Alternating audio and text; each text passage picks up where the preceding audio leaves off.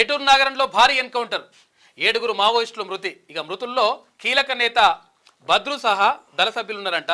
2 AK-47 ఇతర ఆయుధాలు స్వాధీనం చేసుకున్నారు. అన్నంలో విషం పెట్టి చంపారని పౌర హక్కుల సంఘం నేతల ఆరోపణ.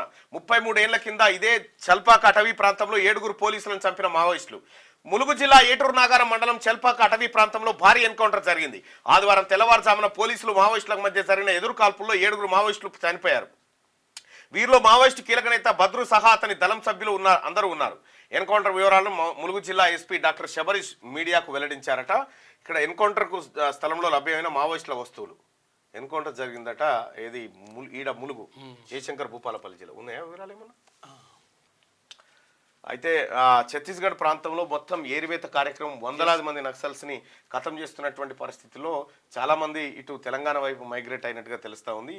అయితే ఒకటేంటంటే వాళ్ళు తిని నిద్రిస్తున్న టైంకి జరిగిందనేది ఒక నిద్రిస్తున్న టైం జరుగుతుందని ఒకటి, తర్వాత లేకపోతే అన్నంలో విషయం పెట్టిరని ఒకటి, రకరకాలుగా ప్రచారం జరుగుతుంది. ఏందో మరి సరే జరుగుతూ ఉంది. అది ఇంకొక విషయం ఏంటంటే AK-47 ఇతర ఆయుధాలు కూడా స్వాధీనం చేసుకున్నారు. మొన్ననే ఇదే ములుగు జిల్లాలో 2 పోలీస్ ఇన్ఫార్మర్ల అనేటువంటి నెపంతో గొడ్డలతో నరికి చంపిపోయారు మావోయిస్టులు.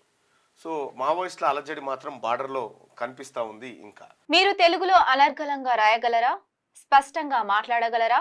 మాటలకు తగ్గట్టు అభినయించగలరా? అయితే ఇంకెందుకు ఆలస్యం? క్యూన్యూస్ మీకు ఒక మంచి అవకాశాన్ని ఇస్తుంది. క్యూన్యూస్ లో పనిచేయటకు లేడీ యాంకర్స్ కావాలను సంప్రదించవలసిన నెంబర్ 8688926084. QNewsAds@gmail.com ను సంప్రదించండి. లైక్ చేయండి,